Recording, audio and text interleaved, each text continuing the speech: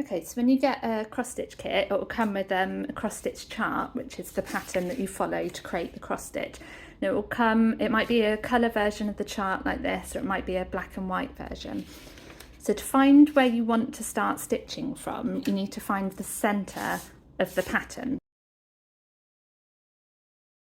To do this, always start by looking either to the left or to the right to find the middle point, and it's typically represented, you can see it here, so it might be a little cross or it might be a dot or a little arrow, so that will be the middle line running across there.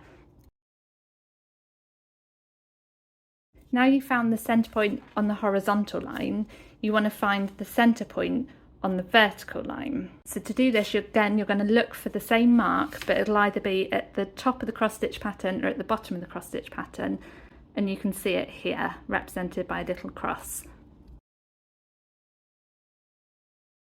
The final thing you want to do is to find where these 2 points will meet, and this will be the middle. So to do this, I like to use a ruler, and I'm going to find this point here at the bottom, which was the centre point here, and I'm going to follow this line up.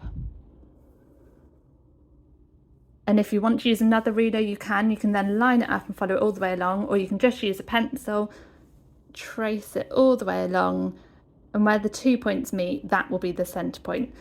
So I like to put a little circle there. And so I now know that the centre point of the cross stitch pattern, which is where I want to start stitching from, is where these 2 points meet, which will be this stitch just here.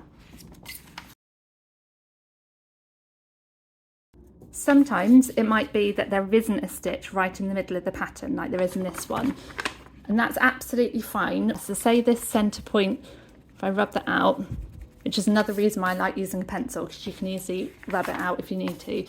So if we follow those 2 lines across and the centre point was one of these negative squares, then you could just know that that's the middle point of your pattern, find the middle point of your Aida, and then you would just count across 1 stitch, and then you can start your stitching here, which would be 1 stitch to the left of the middle point.